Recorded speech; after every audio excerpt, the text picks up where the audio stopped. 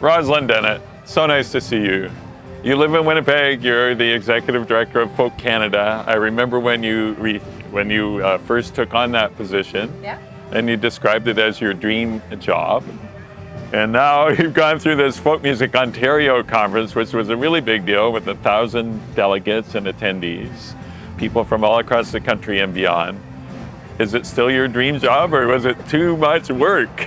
That's a lot of work. Chris, you're asking me this on day 5 of well, that's what I'm saying. And I'm still ecstatic. I'm good for on you. 9. This was our most well-attended, successful conference that we've ever had. Ottawa has been such a good host, and it's a testament to the community that's in Ottawa, like the music community that's embedded in here. We've been so well supported with, artists and industry folks and such from the city, but also like the volunteers and the people that have come out to help out, and folks such as yourself who, have done, I think we put you to work more than anybody else during the conference. There's so many folks that have really lent a hand to make it the most successful conference we've ever had. Roz, I know you came into this folk roots music community as a musician, as a member of Oh My Darling, as an awesome fiddle player playing all over the world and recording. And that grew from there. But I think from what I've heard you say, you really do have a love for this community.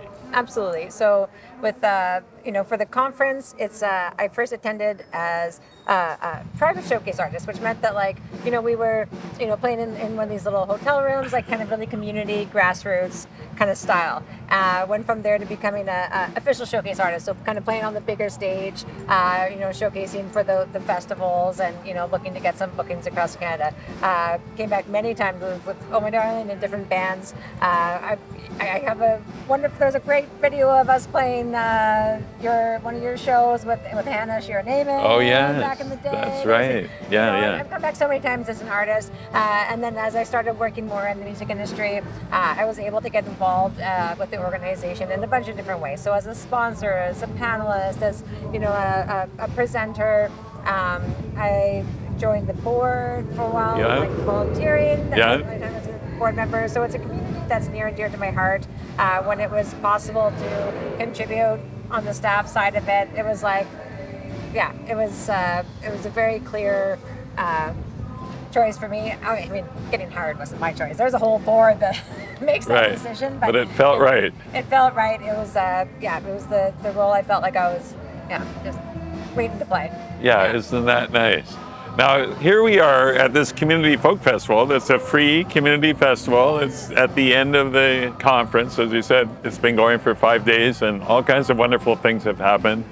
What is the idea behind this particular part of it? So we had over 1,000 people coming to Ottawa to take part in this conference, and hundreds of artists, and from big names to your next favorite band.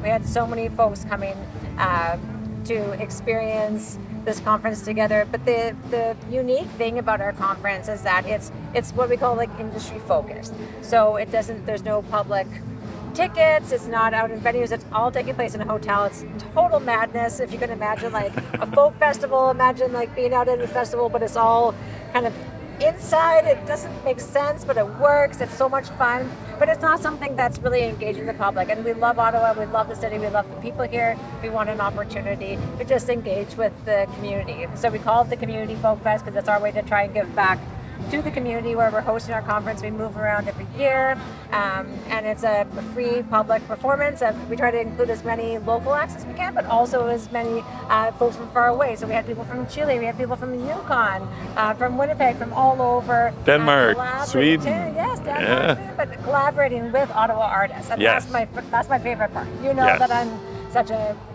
folky at heart. I love those magical moments that happen when people are jamming. And people are collaborating with one another. So it was a neat opportunity to see the local artists collaborating with folks that we're bringing in and for the public's enjoyment. Rosalyn Dennett, thank you so much for everything that you're doing. Is it true? Is it in Hamilton next year? Yes, we just announced right here on stage today. We're going to be in Hamilton in 2026 and 2027.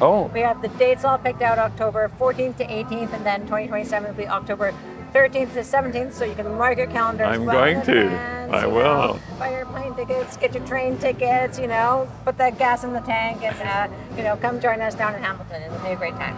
Thanks for everything. Thank you, Chris. Yay.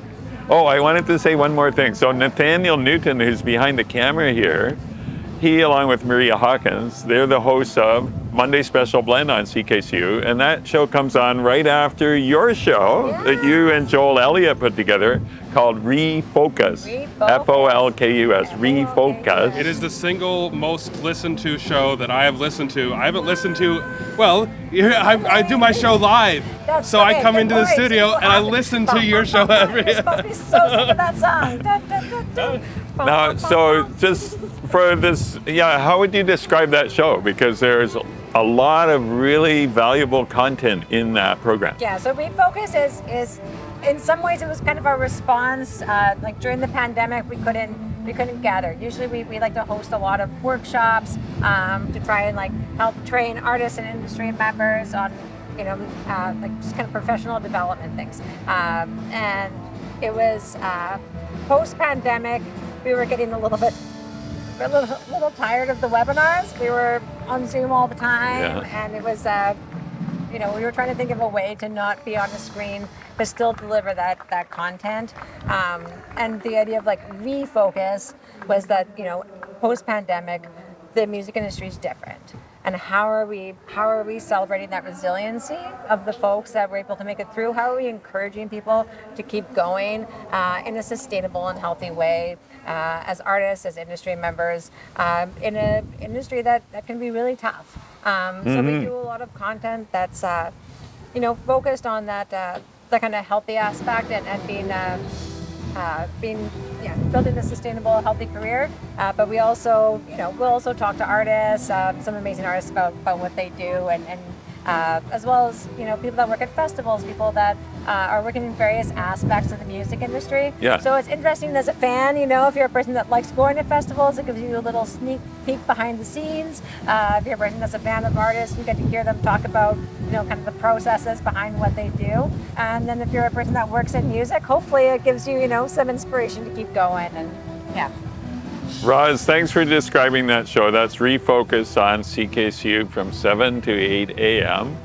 on Monday mornings. And before the wind blows us away, as you know, CKCU is coming up to celebrating 50 years on the air in November. And we have the annual funding drive from October 24th to November 9th. What would you like to say to people about the importance of supporting community radio? Now has never been a more crucial time to support community radio as a way to support, from a music industry perspective, as a way to support emerging artists, as a way to support people that are really trying to make a living from their art. Community radio is deeply important. It's one of the last ways that artists can make money from their recorded music. They get royalties off it. And as we go into an age of streaming, it's less and less and less. So community radio is one of the few places where you can hear people from your own city, from your own town, from your own neighborhood playing on the radio. You can hear their music, you can discover new stuff. It is deeply important, and I really encourage everybody to donate to support CKCU. Happy birthday, happy 50th. Yay!